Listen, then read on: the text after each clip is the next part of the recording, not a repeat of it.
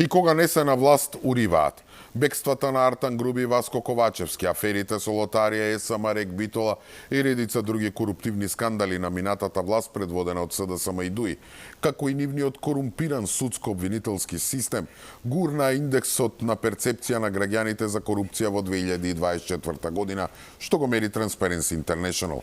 Тој покажува пат од 2 индексни поени во однос на минатата година, рангирајќи ја Македонија на 88 позиција, заедно со Казахстан, Суринам и Виетнам. Да бидеме на чисто, индексот на Transparency ја мери перцепцијата на граѓаните за тоа колку корупција има.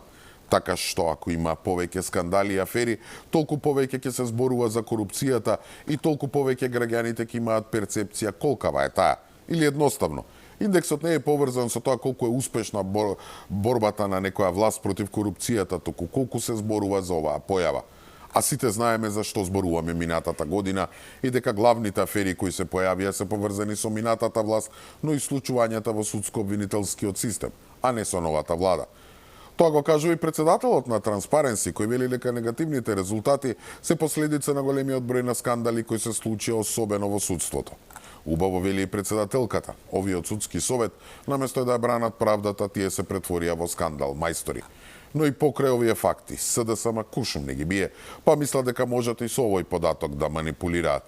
Па така уште и се осмелија да излезат и да критикуваат и удираат по владата, дека всушност таа била виновна затоа што не ги исполнила ветувањето за борба против корупцијата и заради тоа се должел падот.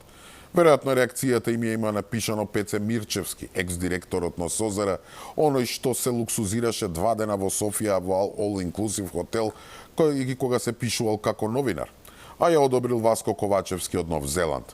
Овие од СДСМ изгледа на навистина мислат дека за само 8 месеци ќе заборавиме колку имаат испокрадено, па затоа како граѓани сега мислат ќе испиеме по некоја чашка нафта и слепо ќе веруваме во нивните приказни.